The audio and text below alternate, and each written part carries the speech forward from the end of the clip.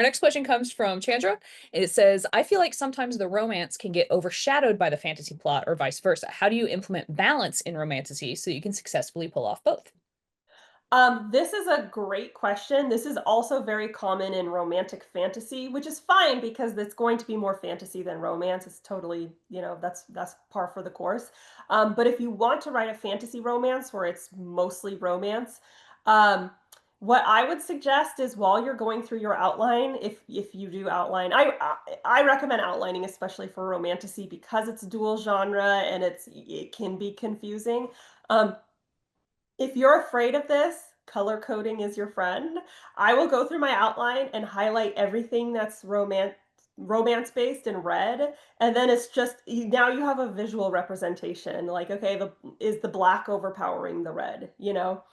Um I also implement what I call the roller coaster method, which is where every chapter, if a chapter starts at a low, it ends on a high, and if it starts on a high, it ends in a low. I'm speaking like in terms of like emotion and pacing.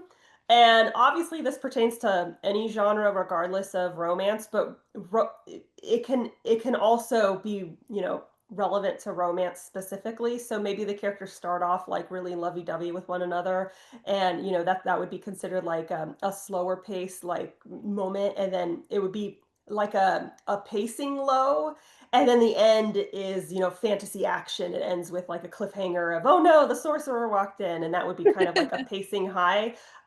Implementing this and taking the romance into account specifically can help you make sure that there's some element of romance maybe in every chapter. You don't necessarily need that in a romantasy, but I love romance, so I like to add as much romance as possible personally. I love that. I feel like you would fit in so well with our stuff. I was gonna say, Chandra, if you are actually like a pantser and not a plotter, which I'm also a big outliner, so I feel you there. But if you happen to be a pantser, not a plotter, this is something that you can still do in early revisions when you're doing that structural revision. You can still go Yes. through and make that kind of reverse outline and still highlight and kind of figure it out then. So if you're drafting and you're like, oh, I don't know how to make sure it's all balanced. It's okay to keep going. It's okay to finish that way if that works for you. If you can keep it in your head to balance all those things, do that. Sure, awesome. You're a wizard. Congratulations. But um, if not, it's okay to fix that during revision so you don't have to panic during a first draft.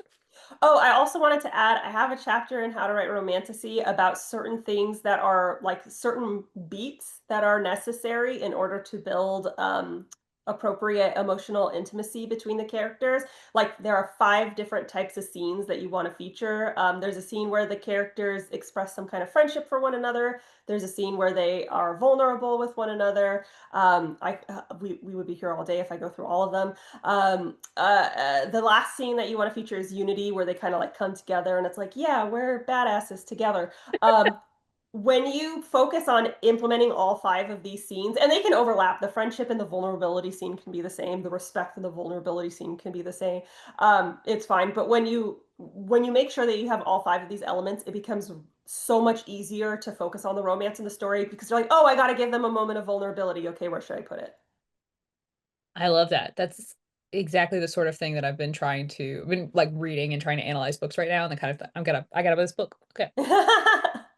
If you enjoyed this video, we've got a lot more on writingmastery.com.